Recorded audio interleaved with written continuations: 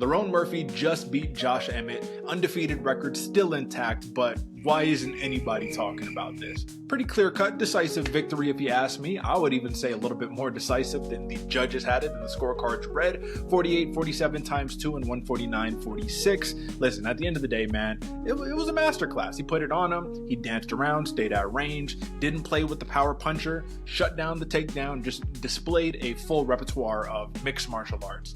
Key thing though, man, I think he hurt him a couple of times, but Emmett walked through it. That's what Emmett does. A little bit of blood due to a head clash in the beginning of the fight, and that's just about all that you had.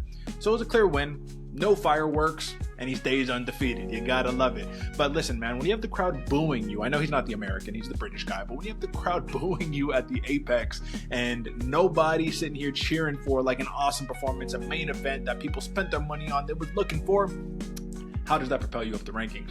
Clearly, as we know it right now, the UFC is not a merit-based system, and that's not any knock. It's a business model. You have to be entertaining and have a decisive victory that's going to push you up the rankings. That's going to give you a shot. That's going to give you opportunity, right? At the end of the day, a lot of people say, oh, this dude got lucky. He just got given this shot. But I think the reality is luck is directly in correlation to the amount of exposure, the amount of risk that you open yourself up to.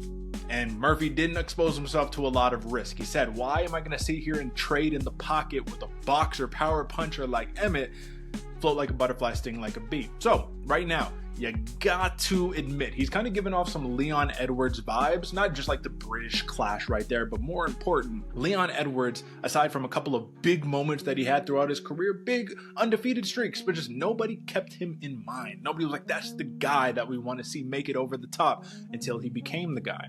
Right now, Lerone Murphy has the opportunity to change that, but the next opponent that you get, you got to put on a little bit more of a stunning performance. Remember, you got a lot of older guys in the featherweight rankings right now that don't have a ton of activity. Brian Ortega is who we called out next.